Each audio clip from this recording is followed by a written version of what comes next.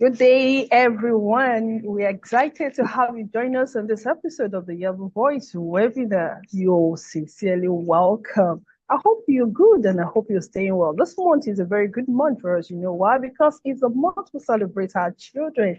They are very important and special, and that's why we had cooked up something very nice and wonderful for them so that parents can get to understand how we manage and how we are able to ensure children have a thriving and a wonderful future. Now, before I run off on this discussion, the medical director and the arrowhead of the Yellow Voice team is here to welcome us formally to this webinar. Over to you, Dr. Lubinga Adekile Owoye. Thank you very much. Good afternoon, everyone all over the world. I welcome you to today's edition of our regular webinar by Yaba Voice on mental health issues. As we all know, Yaba Voice is a social platform for mental health education, advocacy, and community outreach. It is a social platform of Federal Neuropsychiatric Hospital, Yaba, Lagos, through which the hospital creates awareness and educate the populace on mental health issues. Today's topic is prioritizing children's mental health, a path to thriving future. Prioritizing children's mental health, a path to thriving future. Children's mental health encompasses their ability to navigate emotional, behavioral, social, and cognitive aspects of development, ensuring that they feel safe, secure, and have positive relationships. And it is a crucial aspect of healthy development and can be affected by various factors. Hence, the need to prioritize the mental health of our children. In today's webinar, the following questions will be addressed. What do we understand by children's mental health? What are the factors that can compromise children's mental health? How do we recognize mental health problems early in children? And what are the available solutions? And finally, how do we prevent mental health problems in children? To do justice to today's topic, our seasoned experts in mental health issues in children and adolescents. Our first presenter today is Professor Masudat Abiola Bello Majid. Professor Masudat Abiola Bello Majid is a professor of psychiatry and public health and a chief consultant child and adolescent psychiatrist with over 25 years of medical experience. She is a fellow of both the West African College of Physicians and National Postgraduate Medical College of Nigeria. She has excellent academic degree in public health and child and adolescent mental health. Professor Masudat is a clinician, a public speaker, an absolute mental health advocate, a renowned scholar, an international researcher, a savvy university lecturer, and an educational director, and a director and a board of trustee member of the Association of Families and Professionals for Autism Support, and an advisory board member of Arts in Medicine, Tender Arts, Nigeria. She is a local and international resource person with a vast number of research paper publications in numerous review journals. Professor Bello Majid is a beautiful daughter, a beautiful wife, and a very responsive mother. Our second presenter today is Dr. Mrs. Temitope Amadu. Dr. Amadu is the current head of speech pathology and special education department at the Federal Neuropsychiatric Hospital, Yaba Oshodi Annex, Lagos, with more than 18 years experience of working with children with special needs. She is a certified speech and language therapist, pathologist, with a background in special education. She holds a doctorate degree in speech pathology with 2 master's degrees in speech pathology from 2 reputable universities in Nigeria. She has master's in education in speech pathology from the University of Calabar and speech pathology and audiology from the University of Ibadan.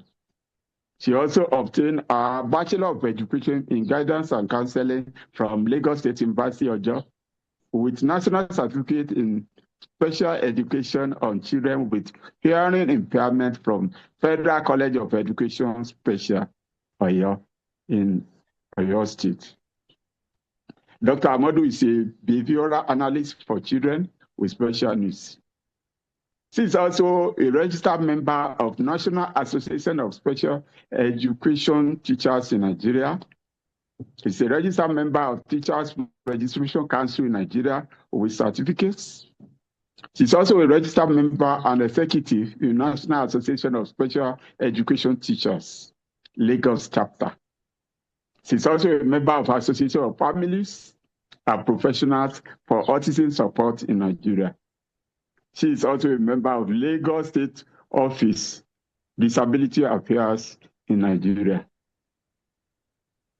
Dr. Amadu has produced several published works, including research papers and articles in local and international journals on speech pathology and special education, with honorary awards and grants on her performance to people with speech and language disorders in Nigeria.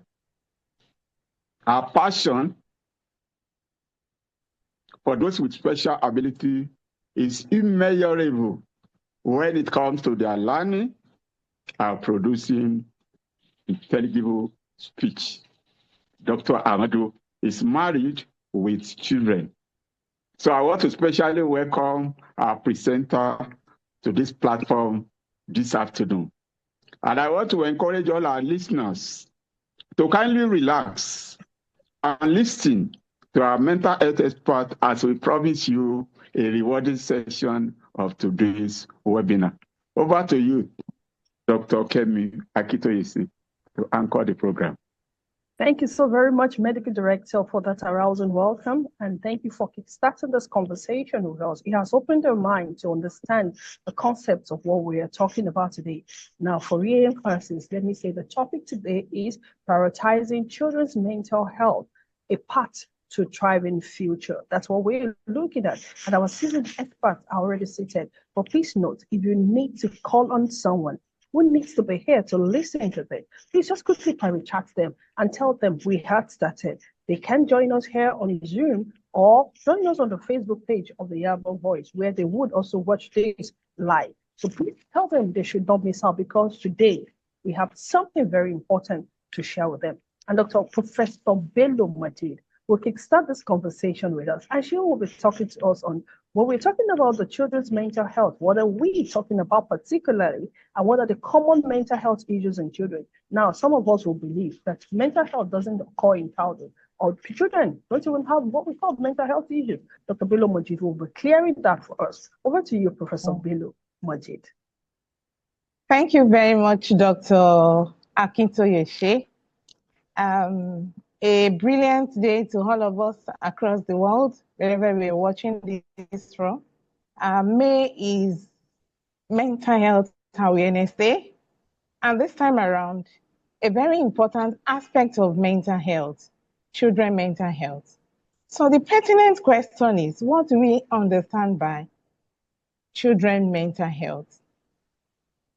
And as much as possible, we try to break it down for everybody to understand. So when we say children's mental health, it encompasses the aspect of their emotion, their social functioning, their cognition, their behavior. So simply, children's mental health means how they think, how they feel, how they handle emotion, how they behave, how they handle stress as they grow. And particularly, we should understand that when we talk about children's mental health, it starts from the first year of life. Newborn, yes, you heard us right. Newborn have mental health. Older children and adolescents. So for example, when we talk about infants or children in the first early years, it includes how do they form relationships? How do they express their emotions? How do they learn about the world around them? And this learning usually occurs through interactions with their primary caregivers, mostly the mother.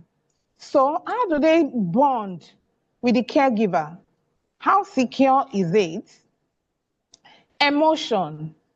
They have innate need. They have inner feelings. How do they express the inner feelings?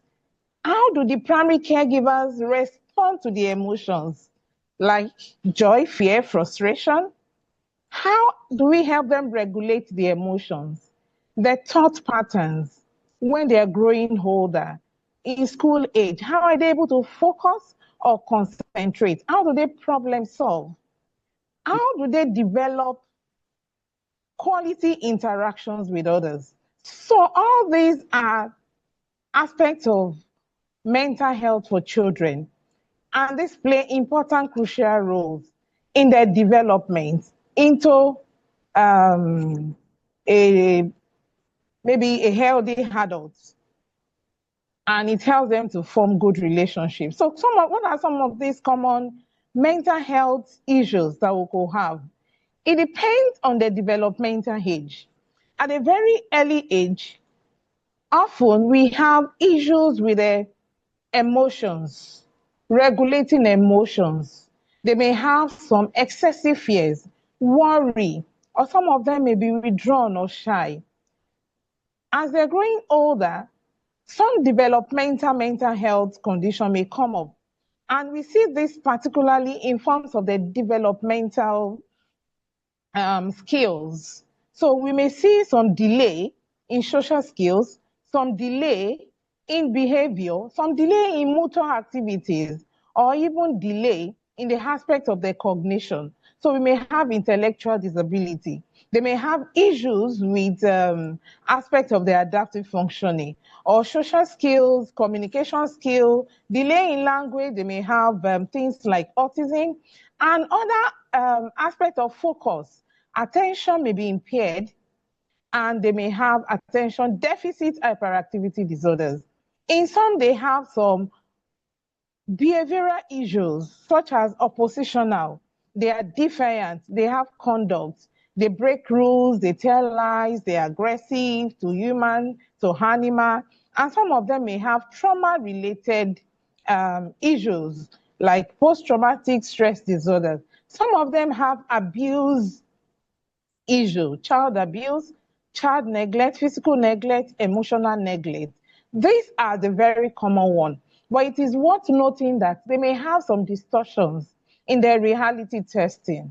And we talk about psychosis, especially at older adolescent stages, like psychosis, hearing voices when there is nobody there, or having some false beliefs. So these are common mental health issues that we may have in children. Thank you. You know, when Professor Bello Majid was talking about this mental health issues in children, I was asking myself, I said, this is an information that quite a lot of people are not aware of. Because sometimes you see a child overly too shy, and we just assume that's normal. You see a child who doesn't want to bond, who just stays alone, and then we think, we assume, no, it's just normal. That's that child. But that might be breeding something that may turn into a major issue at the end of the day if care is not taken. And that's why I still want you to call someone to be here today. So they need to hear, especially young mothers who are still just nursing. Their children may not even be in school, but they need to hear because whatever is done right at this point means that that child will have a healthy future, a mentally sound, healthy life at the end of the day. And that is the goal of this conversation. We're playing a part to a thriving future. So please call on someone to be here today so that they can hear this information. And I hope you're holding your pen because I'm taking notes myself. We need to be able to understand how to make this world a better place, most especially for our own young children. And that's why Dr. Bello, Dr. Papa Modu will be sharing with us again some of the factors that mitigate against the mental health of children. What are these factors that affect the mental health of children? Over to you, Dr. Tokwe Amodu. Okay. Thank you, Dr. Kemi Akintoyeshi. As a speech and language therapist, I work every day with children that are struggling, that are learning to find their voice and use their voice literally and emotionally. So one thing I've come to realize is that communication and mental health are closely related. So when a child struggles to express themselves or nobody understands what that child is saying, that child feels so abused. So as a speech and language therapist, I make sure that when a child struggles to express themselves, it does not just affect their words, it also affects their mental health. It affects their mental health in such a way that even from parents, families, peers, they tend to abuse that child. So, which is one of the major factors that is affecting a child's mental health. This major factor is when you have a verbal abuse on a child. That verbal abuse can affect that child's health, especially when it comes to learning. When it comes to learning and then you see parents, teachers abusing that child, telling him or her that, oh, look at you again, you don't even know this, although it will affect that child's mental health. Anyway, any day, anytime. And if there's a family conflict in the house, if there's a family conflict, whether parents are not listening to each other and they find it difficult to pay that child's school fees, it will also affect that child. So as a speech and language therapist all the time, I make sure that the factors that are affecting these children are being outlined. When it also comes to academic struggles, it is also one of the major factors that also affect a child's mental health. When a child is not doing well in the classroom, a child is not coping with other peers in the classroom, it will also affect the child's mental health. And looking at it critically again, another major thing that can also affect this child's mental health is when a child is being discriminated, when there is a stigma in the classroom. And for some children, they may shut down or not even, they may now have what we call selective mutism, may not even want to talk to anybody again in the classroom, probably because they are not coping the same way with other children in the classroom. These are some of the real factors that can affect a child's mental health in the classroom or within or outside the classroom environment. Thank you. All right, Dr. Kwamodu, thank you so very much for that. And no, she had talked about verbal abuse and all, but there was a certain statement that she made, and that got my attention, and that is striving to find a voice.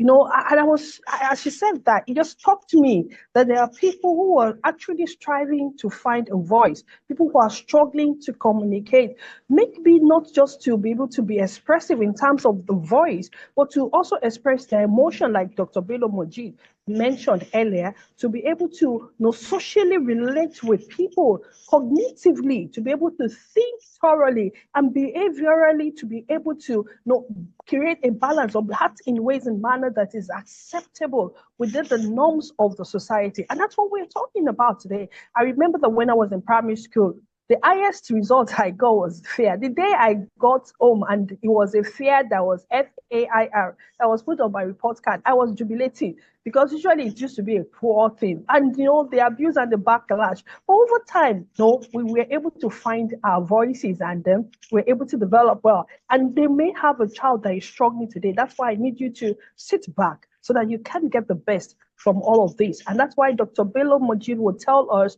or Professor Bello Mojid would tell us, some of the signs of mental health issues in children and how parents can identify them. Over to you, Professor Bello Mojid.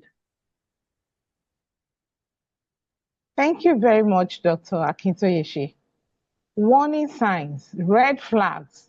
What do we need to watch out for that will help us identify early? And I will go through this by talking about the early stages of development, and we'll move across as a child grows with age. So at the early age of development, for example, in the first 5 years, parents need to look out for any form of delay or deviation in the development of the growing child. For example, the aspect of the social skills.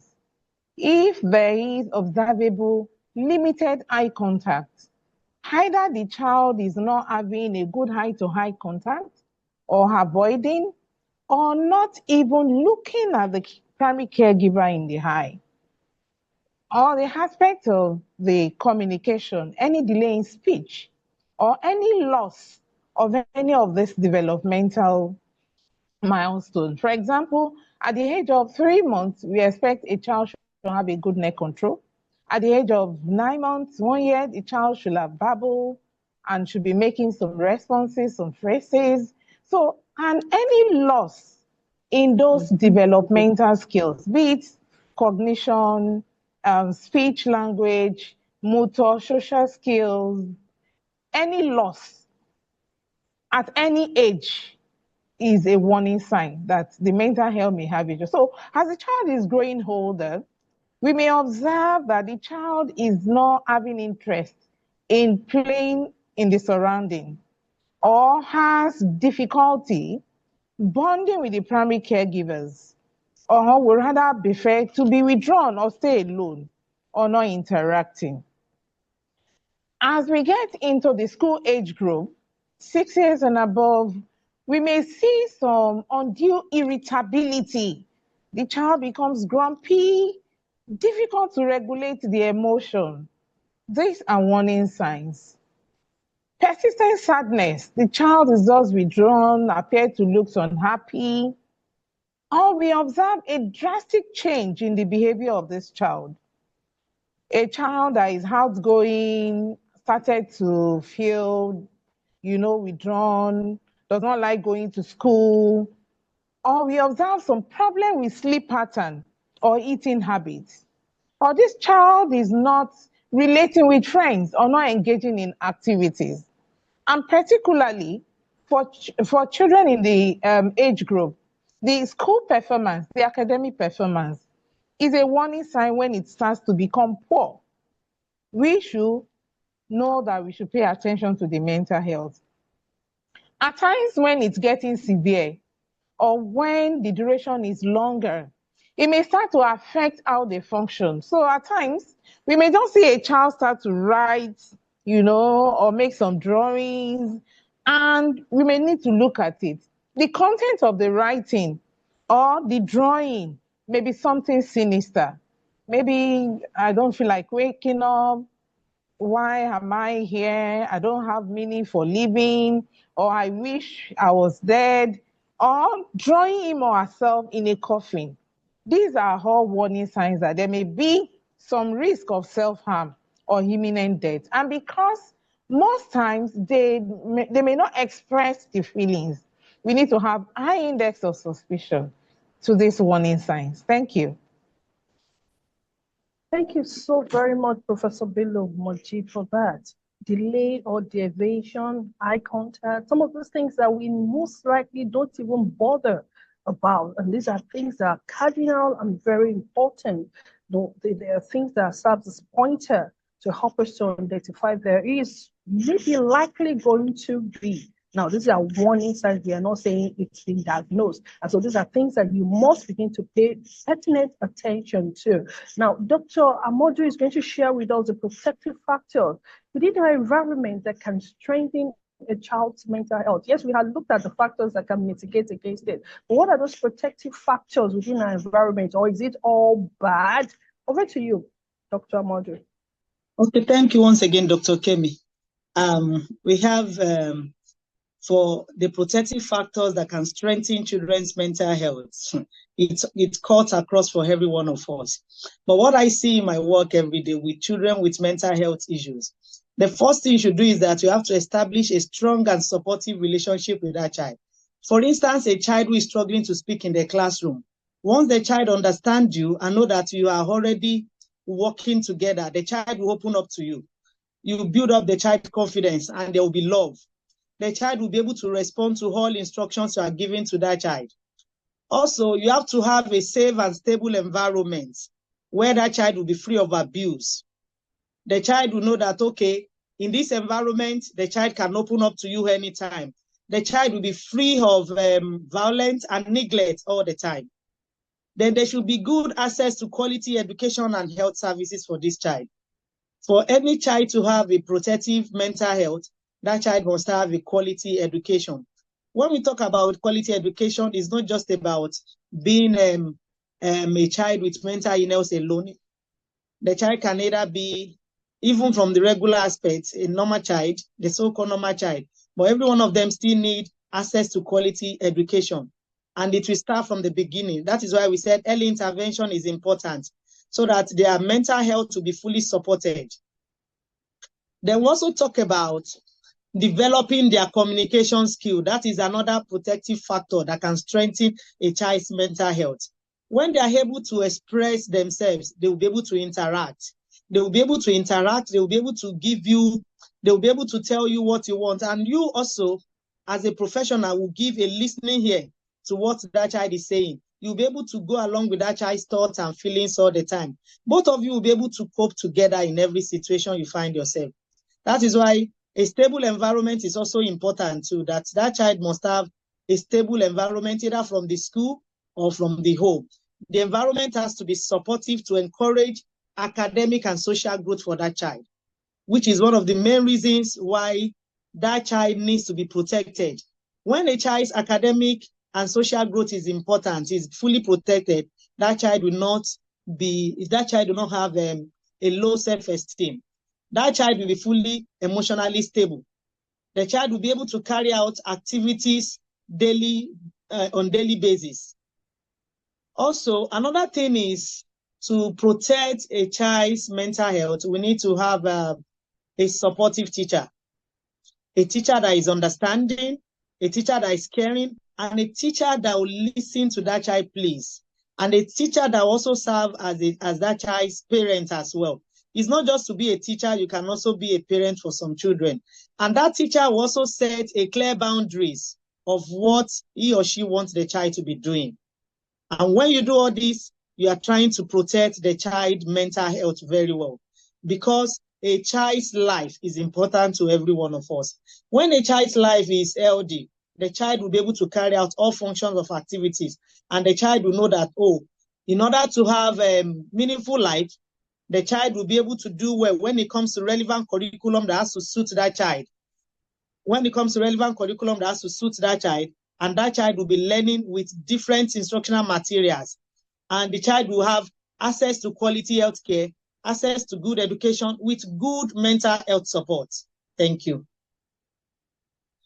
Thank you so very much, Dr. Tokwe Amodu. I hear you talk about relationship, building relationship. I hear you talk about communication. Educating the child is also very important. I talked about the environment where the child grows, and also talk about the support that are available, for those children. And for me, it's quite succinct. All those factors that you had mentioned, when a child lives in a thriving environment, they're able to grow well. They respond more to the environment. They're able to find solace, and then they're able to be happy in an environment, especially when the relationship and the support, it's also very, very good. Thank you so very much for that. Professor Bello Mojid, pardon the professor and doctor, we're still getting used to that, but we'll get used to that very well. Professor Bello Mojid is going to share with us the strategies for prioritizing or promoting children's mental health, because that's the key.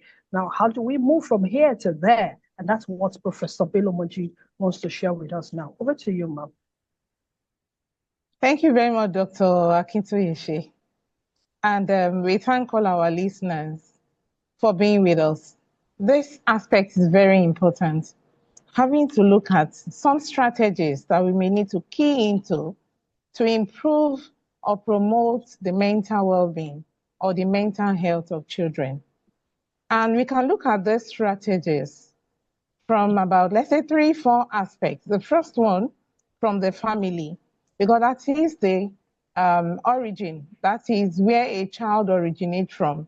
Then we look at the aspect of the school, where the child spends most time during the school age period. We look at the community, the larger community, and the government and what can be done. So on the aspect of the child, of the family, from the early child period, we want to ensure that we promote secure attachment. We want to promote good bonding and help the child to have resilience. Now, what do I mean by that? Let's say, for example, newborns, they have cues or they have some non-verbal or body language that when we say it, they are communicating with us. And a primary caregiver is expected to respond promptly in a way that will be healthy. So there must be responsive caregiving and it must be consistent to the child cues. For example, it may be facial expression at any age, older age, younger age, we need to look at the body language and some of the needs. And some of the strategies that may help, physical touch. For example, we carry a child that's crying, we cuddle, we hug, we provide gentle touch. Eye-to-eye contact, having to maintain a good eye-to-eye contact when talking to a child is very good. It helps the child to feel connected with the support system, which is the primary caregiver. Then the environment needs to be nurturing. For example, we should have activities that will promote good mental well-being. For example, singing with the child, reading with the child listen. You may also role play, ask the child to read, will listen. And at times, we may need to play in a way that will foster sense of security and love. And all this need to be consistent because we need to have a reliable and predictable presence of the primary caregiver in the life of this child. And patience is very key because the bonding takes a while. After the mother is able to bond, over time, the attachment will build gradually. It's not an instant thing. And the aim is to ensure that we have a safe and secure attachment. We could bond with newborns through smiling, even during pregnancy, before, we could read to them, we could sing, we could cuddle, and the attachment will build over time. Very importantly, I'll give an example. In the first 5 years of life, usually the children will focus intensely on the primary caregiver, most times the mother. And having a relationship with the primary caregiver is very important in securing attachment for them that, yes, they feel safe. So in the context of that relationship, children will learn how to take some risk without fear. They could take some steps and move out of their comfort zone a little bit, okay? Then they could come back again because they know that there's a primary caregiver that will get their back. They may take some steps, they see some things that are frightening, they come back to the mother because they know there is a caregiver that is there, responsive and present. And even if they fail, they know, yes, I could go back to somebody. So it creates an environment and an emotion that ensures that they are safe. And it helps them because they're able to identify that, yes, there may be bumps on the road. There may be some fear. There may be some failure. But the process of going back and realizing there's somebody there to help them is very important in ensuring that there's a secure and healthy attachment for the child.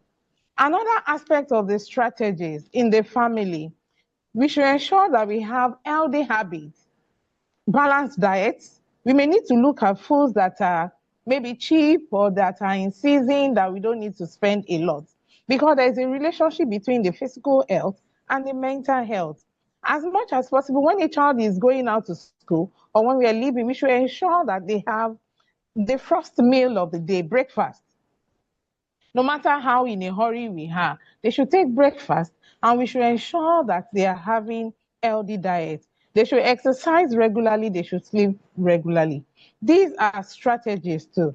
Then there should be healthy behavior that these children can model in the family. We talked about that children learn better by observing what adults do. This is observational learning. We should also promote positive parenting practices. That is, the aspect of what we are doing should be consistent. We should be responsive to them. We should be attentive. We should be able to identify some of these changes in their emotions, some of these their concerns. Identify it, validate it, process it for them, encourage them that it doesn't mean that they are bad. Bring out the strength, be empathic, and support them each step of the way. In addition to that, we should be able to provide open communication for them. Make sure that we have environments without conflict, marital conflict should not be there. Another aspect of strategy, there should be routine for the children in the house. We should set this routine. For example, there should be specific routine for bedtime, meal times. They don't go to bed anytime. They are not watching cartoon or they're on the social media till around 2 a.m. No. And it should be clear. The expectation should be achievable, should be realistic. And importantly, we should involve the children in creating these routines. We should teach them importance of this routine. And we should ensure that we also give them reinforcement, things that will help them to say, oh, yes, I did this, I felt this. Importantly, the child, we are also teaching the child, we're empowering the child in being able to set their own goals, to have independent learning where they can, fail, come back, learn, and get stronger in problem solving. You should be able to build a good communication with them and how to resolve problems. In the school now, outside the family, the school is where the child spends most of the time. We should have a safe and inclusive environment that is comfortable for them to express their emotion and be able to ask for help. It should be safe. For example, in a playground, we may see a child run out of where you have other pupils, with anxiety and some fear. We should not just shout at the child. We should be able to bend down to the level of the child, ask what it is, help the child to identify what the problems are, process it, give them how to explain, validate, and ensure that they're able to go back in a very healthy way and they are happy. So there should be an integration of mental health education into the academic curriculum in school, where we teach things like stress management, feelings, love, empathy, healthy behavior, and how to regulate the emotion. And there should be a lot of peer support and anti-bullying programs in school. The aspects of the school is also important to provide opportunity for them to have counselors or access to the therapies. If a child needs that as an individualized part of the educational system, or we should have mentors in the school that will be able to help them process some of this emotion, okay? And in doing that, we should always remember that it is important to also train the staff and the school teachers and other support staffs and collaborate with the parents and other mental health professionals who may not be in the school. Briefly, in the community, raising awareness is key. It must be the business of everybody. And that's what we are also doing here. We want to talk about mental health. We want to demystify the false or the false beliefs. We want to reduce or eliminate stigma. In the community too, we should learn more about the warning signs like we've learned here. We should spread the information and ensure that many people also learn from that. We want to build a community where mental health issues can be normalized, where they can be supported. Then the aspect of engaging children in extracurricular activities should be part of the community activities. And the faith-based organizations, different faith organizations, they should also be part of the advocacy for prioritizing the mental health of children and adolescents. The government and the professionals now, the larger society, there are different points of screening that we may need to screen and say, okay, what are some of the things that have been observed in a child in school or at the entry point or even at the primary health care center, so that will prevent those mental health conditions that appear to be issues to developing into major problems.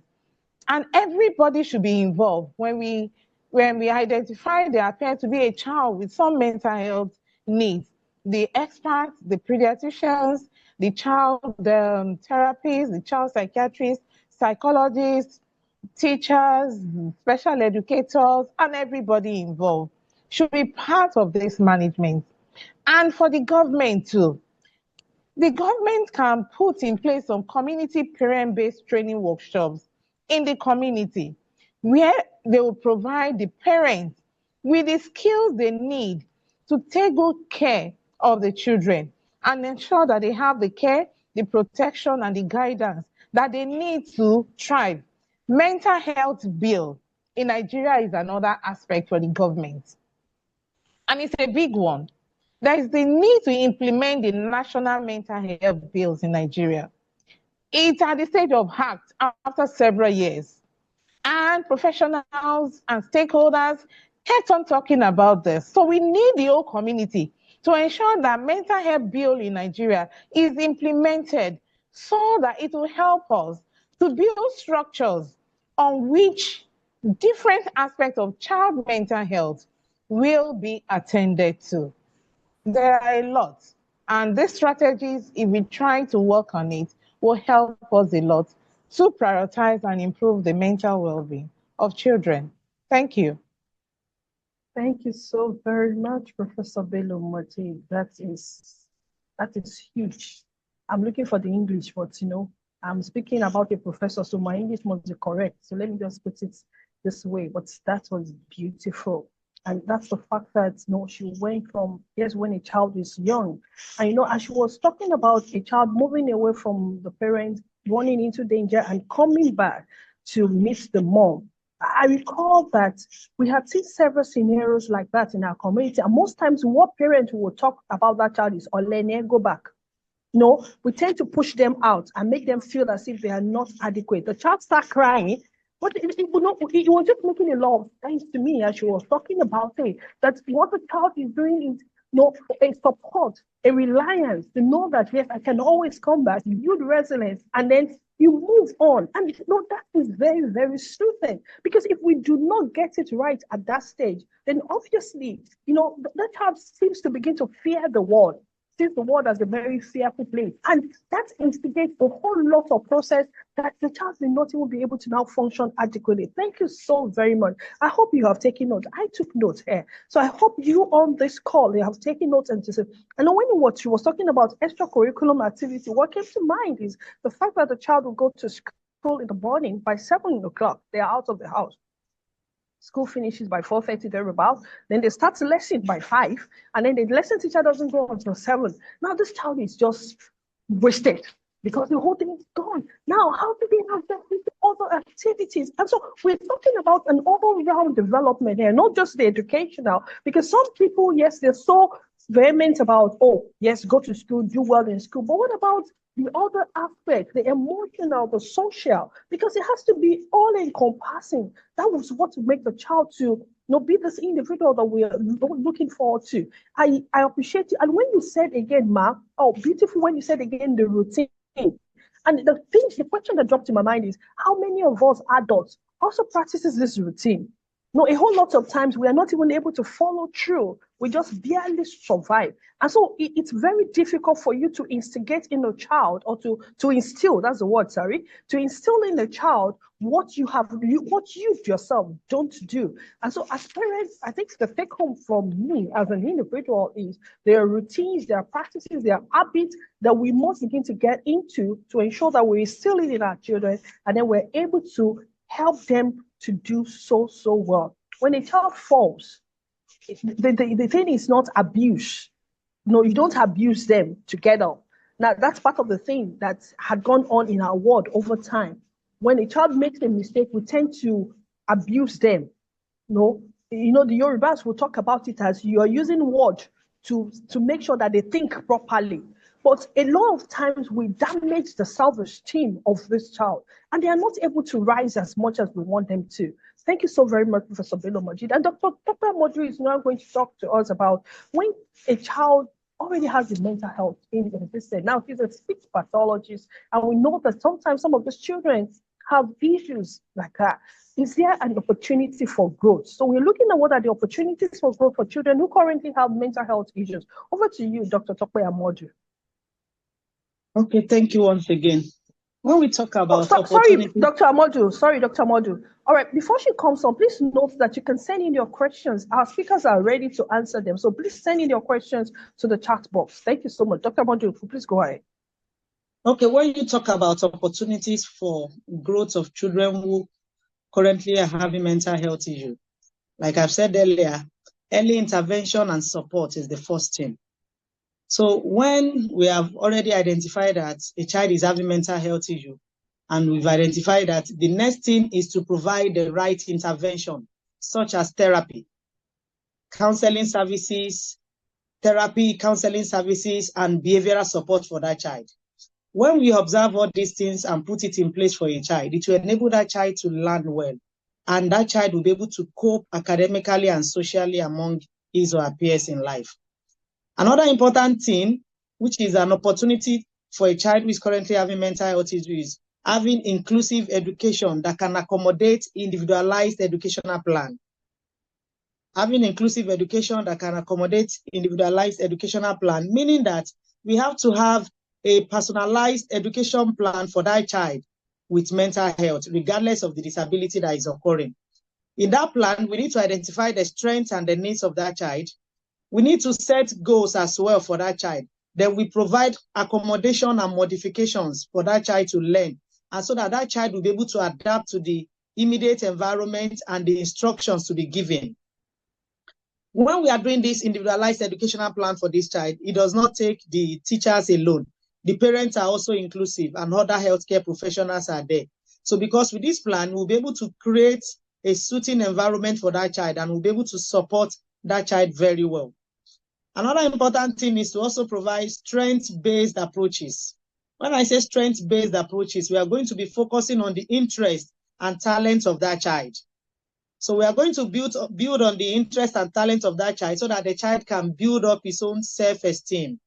For instance, for a child that is having a low self-esteem, that you feel that child is not singing, and when it comes to interaction, the child does not sing with other peers in the classroom, but alone, the child can sing very well. So we need to build up that child's self-esteem so that the child can sing out to others to hear. And we can also build the child's interest and talent through so many ways. It's not just in one way. We can do it in so many ways once we are able to identify the strength in that child. It can be either through music, support program that we can render, through vocational interests, kinesthetic training, that is hands-on exercise that we have identified in this child. We can discover all these talents, which is an opportunity for that child to grow very well in this child. Another important thing is that we can make sure that that child builds up his own resilience, facing and overcoming all the mental health challenges. We can teach that child to be able to have good emotional intelligence skill that can serve the child throughout his life. Then we engage that child in peer support groups program. It is not just one-on-one, it has to be group support program so that the child will share his or her experiences. Then the child will be able to say, oh, at least I can have my own time to discuss. I have people in my environment that can cater for me. When we do this, there is a good emotional stability for this child in any way. And the child will be able to cope along with other children. Then the teaching stress and management will reduce. The teaching stress and management will reduce for the teachers, the professionals, the speech therapists, everybody that is working with that child. And there's going to be a good communication skill, and it will enhance self-expression for that child any day, anytime during interaction. Thank you. Thank you so very much, Dr. Tope Amoju. You know, one key thing that she had said is strength in disability. So you must understand that every child has a strength, a unique strength. So look for it, look for the interest area, set goals for them, and that will help you to get the best out. No child is useless. No child is useless. No child is, every child has something. They have a level of potential within them. And that's what Dr. Tope Amoju has told us. All inclusive, don't separate them. Let them also have the feel of what it means to be, just who they are, unique and special in their own world. Now, I want to say thank you, Dr. Kudirat Ogumola is saying it's awesome. Thanks a lot for this eye-opening topic. Ramat is saying, thank you, ma'am, for this insight presentation. Adeyemi is saying, I'm blown with wow. This is like refreshing our mental health to be more observant of our children. Thank you. And I think that's very, very soothing for us. Yes. Ramat is saying, insightful presentation. Inaka Ode is saying, very interesting. Olufumilare Jagbemi is saying, indeed, a great presentation. Now we have some questions on the platform that we want our speakers to kindly address. And I think a lot is coming in, or we'll do more to just address them in the few minutes that we have. One came in privately, Dr. Bello Moji, this was specifically referred to you, that when a child's self-esteem has been killed, how do you help that child? In a few minutes, Professor Bello Moji.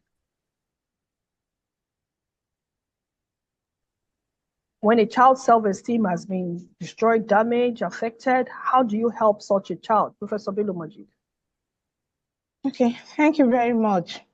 Self-esteem is a big thing, and it comes with nurturing a child from early childhood. And it is important to know that everything we talked about with respect to responsive caregiving, bonding, secure attachment, everything we talk about is even applicable to adults, because we can nurture our own inner child.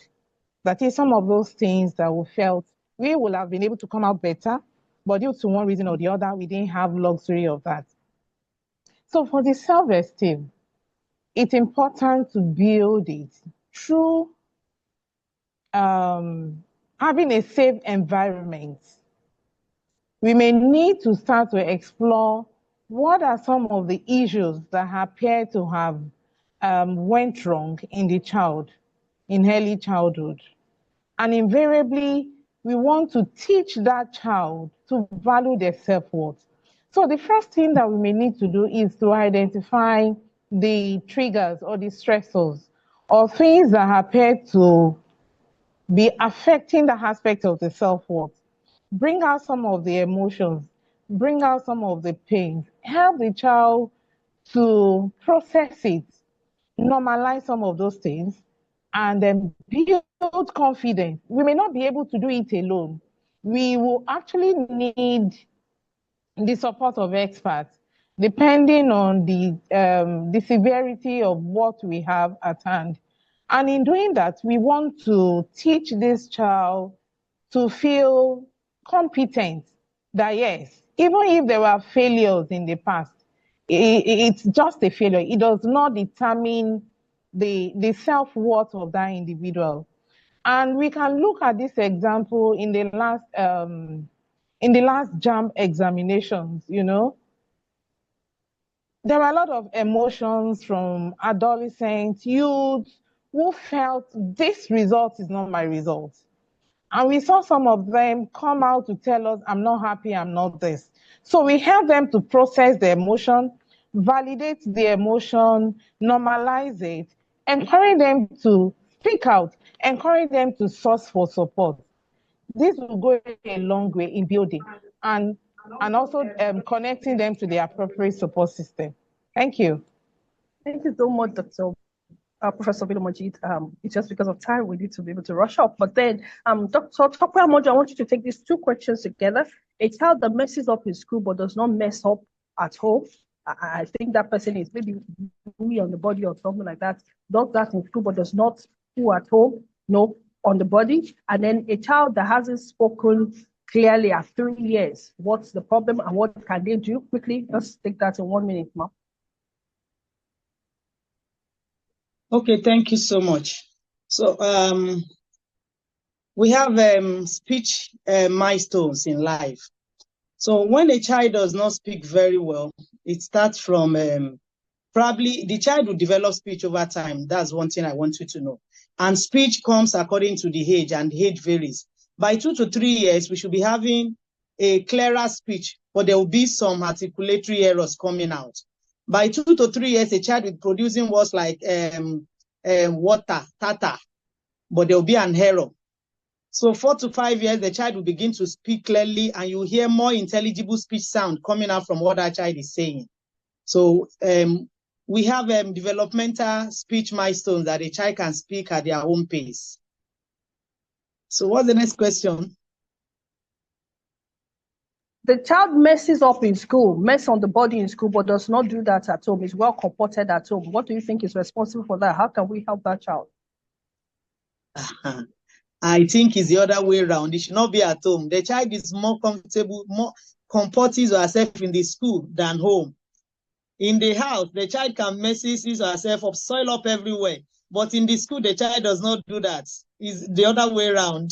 Okay, so that means maybe the child may be going through anxiety issues in school, and anxiety related. So we need to be able to speak with the teachers and other things like that. Yes, if the so the child will be comfortable at home, but at home, the child is not comfortable at home. There's something that's okay. Thank you so very much. Professor Bilomojit, my question is, how does one manage a child of 3 years who has no obvious mental health issue but eats sparingly? Then I want you to take that with my question is, how can one handle a child that lies without effect on the mental health of the child? I hope you understand that, ma. Okay. We'll try to process it. Okay, so the first thing is a child that has some challenges or issues with eating or food. And the first thing is we need to be very observant. We may need to change some of the meal plan. We may need to see what were the reasons. Because the question was that there was no obvious mental health issues. You remember we said mental health issues has to do with behavior too. It may not get to the extent that we have major mental health issues, but these are valid concerns. So we may need to change some of this food plan. We may need to put maybe also alternate. You give what the child wants now. At another time, introduce some other things. And you may also need to use some rewards, okay? And also remove some privileges. When you see what the child enjoys doing, maybe engaging in some social activities, you want to ensure that when the child eats well, you have access to enjoy these social activities or events, or you will not have access to this. Or we have some verbal praises. Oh, good boy. Fantastic. You finish your food. And we should also plan to eat together at the time that the child is meant to eat. And the child is also observing. So we are preaching what we are telling the child. We are also practicing what we are preaching that the child should do. And the other one was about lies. Yeah. The child tells lies, but doesn't affect. Okay. Health. Well, when we hear lies, we should know that lies maybe at the level of, a child is fearful and will just say this, another time will not say this. But when the lies appear to be big lies with some other behavioral issues, stealing, taking items from other people, aggressive behavior, irritable, very mean, violating rights of others and all that, it becomes very pertinent. But when we see a child tell lie, the first thing is we should be able to engage in an open communication with this child. Let the child knows that You don't have punitive measures to saying things the way it should be. And we help them to come back to us and say things the way they are. And adults should also practice that. Very important. Because at times they learn it from us. Thank you so much, Professor Bello-Moji. Somebody, no name, but from my phone is saying thank you, Professor Bello-Moji and Dr. Modu. I think this is a very great presentation. Also, Ajibola, insightful. Ajidan is also saying good and educative. Yomi is saying well done to our presenters. We have a lot of well done, but I have a question here from Adepoju. Professor Bello-Moji, please take this. We need this more in Nigeria. We need, okay, all right, this is not a question, but I think there is a question somewhere that I have seen. Okay, all right, thanks for the opportunity. Said, my question is, what can be done to help an adult who has lacked all this mental care from childhood and has affected our mental health issues? Like, if not for my children, I will just end my life, or feeling discharged from life. How can we, what hope, what do we say to this person, Professor Bello-Moji?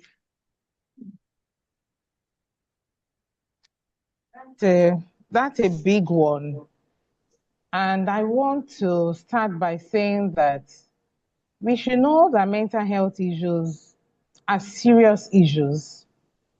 And the way we normalize talking about physical conditions, for example, having headache, pains in the neck, high blood pressure, we need to start normalizing talking about mental health issues. So the first thing for this individual is to be able to have a safe environment, a supportive environment that will encourage asking for help. And asking for help should be met by understanding in the community and people ready to support. The magnitude of the complaint or of the symptoms that the mother or the parent was saying, if not for the child, maybe he or she might have ended the life, shows that there's a high risk of danger or terminating one's life. So as much as possible, we should be able to link the person with expert professionals who will be able to help. But the community should support, accept, and also help the person process that it is okay not to be okay. So when we experience that, it's okay. The next thing should be to get the appropriate treatment.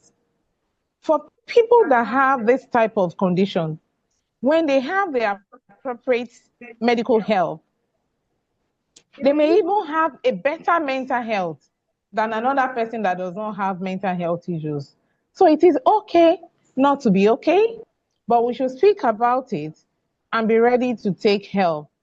For example, the hospital of the Federal Neuropsychiatric Hospital, Yaba, we have psychologists, talking therapy depending on the need. If we need to have other mental health team, including occupational therapy to help with functioning, it will be put in place. If we need to have the aspect of the physiotherapy, exercise and all that, if we need the aspect of medication, everything will be worked together to ensure that there's an improved well-being for both the adults and the children in the family for a better society. Thank you. Thank you so very much, Professor Bello-Moji. Dr. Modu, lastly, let's just take this question and then begin to back our load and go. Now, a child doesn't have interest in academic work but likes to draw. How can we create that balance? This child does not have interest in accepting drawing and painting, but the parents want her to get the basic education. Dr. Tokwe Modu, what can we do? How can we help that child? Okay, the first thing is to carry out an assessment. So from the assessment, we look at the fine motor skills. So once we look at the fine motor skills, then we observe the pincer grip. So after observing that, then we have to make writing more interesting for that child. So since that child likes drawing, so we have to make writing more interesting through art, through drawing for that child all the time. Then we put in a musical for melodic intonation therapy for that child to be able to sing rhyme as well. So those are the things we need to do for that child so that the child will write very well. And the child can be drawing as well after assessment. Thank you so very much. Remember earlier, Dr. Modu mentioned interest, okay? Interest area, you build on it, okay? Strength based on this approach would help those child. So you have identified the interest area, you can build on that to help the child to be able to do well. In case of postpartum depression, to what extent can the child be affected? Dr. Bello Modu, lastly. Postpartum depression is a big one. It affects not only the mother, but also the child. And I would say that the effect on the child is a very big one. It can start from the aspect of the child not feeding well, the child not bonding well. Remember the aspect of the bonding or the secure attachment that we talked about. There may be, at the extreme cases, when it is severe and the mother is having maybe some very psychotic symptoms. There may be harm to the child, there may be harm to the mother. So there is a need to ensure that we have mental health care to avert adversities and to promote the well-being of both the mother and the child. Thank you. Thank you so very much. I know we still have some questions on the platform, but this is how far we can go today. But like we had said, we have the child and adolescent unit at Oshodi. We also have the adult unit at Yaba here. You can reach out to us at the Federal Neuropsychiatric Hospital for any of your questions, or if you have a relative you want us to help you with, we would be willing to do that. We have a child and adolescent unit at Oshodi. We have the adult unit here at Yaba. So any of those needs that you have, you could just walk in there, and that is one of the best things about the Federal Neuropsychiatric Hospital. You could walk in and then you would get the best help that you need. You will see someone who will direct you to the best, to the needed help that you should get. And that is one beautiful thing about us here. So you do not have to delay. Please get the help that you need. I'm going to take the last word from our presenters today. Professor Bello Majid, in 30 seconds, your last words to our audience today. Okay, children have mental health and the mental health matters. Early identification, creating safe supporting environment, promoting mental health awareness on children's mental health, practicing strategies that we have highlighted can prevent child and adolescent mental issues from progressing to serious child and adolescent mental health disorders. And I will leave us with a quote. Every day, a quote by a child development researcher and an award-winning author says, every day, in 100 small ways, our children ask, do you see me? Do you hear me? Do I matter? The behavior of the children often reflect our responses. So ask yourself that question, and let's be part of prioritizing the child and adolescent mental health in ensuring that they do not only survive, but they also flourish and give us a brighter and healthier, positive nation as a well-adjusted adult. Thank you. Not just survive, but flourish.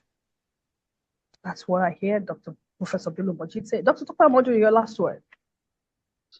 Okay, I want every one of us to know that prioritizing children's mental health cuts across for every one of us. And when we do that, we are able to build a self-confidence in that child, build a strong curriculum for that child, and also make sure that that child feels emotionally safe in our environment. Thank you. Thank you so very much. We are building. Don't forget that whatever you invest in the building is what will ensure how that building will be. So that's what Dr. Modu said. And ensuring a thriving future for our children is the utmost. And that's why we are here. It's been a wonderful 1 hour, 9 minutes. It's gone past beyond our schedule, but then I think and I know that it's been a wonderful time for every one of us. Yes, for people asking for the recording, please just head straight. A few minutes after now, just head straight to the YouTube page of the Federal Neuropsychiatric Hospital, Yaba Voice, FMPHY. You will see the recording of this episode as well as previous episodes of the Yaba Voice webinar on that page. You can access any of them. You can share, you can like, or please subscribe. That gives us more visibility and that helps us to do more. And then if you want us to partner with you to come to your school and everything, just reach out. We are here and then we'll be able to present and do our best to everyone. Thank you so very much for having us here. Next month, we have something beautiful coming, and then we will be talking about the menace of drug addiction and its intervention. We can agree with me that when we're talking about substance use disorder, it's all over the place. It's just grouping everywhere, in every family, in every homes and every other thing. But we need to be able to do something. And that's what the webinar will be addressing next month by the grace of God. Until then, please stay safe. Ensure that they do not just survive, but they thrive. And know that you are building, and so ensure that you are building the best for your children. On behalf of the medical director and every member of the Yaba Voice team, I want to say thank you for being on this call with us this month. We'll see you again by June, by the grace of God. Thank you to our speakers once again. We celebrate you. Thank you. So, bye-bye. Take care of yourself. Bye-bye. Thank you. Bye. Thank you, everybody. Bye. Thank you. Bye. Thank you. Thank you, Bye-bye. Miss. Thank you. Thank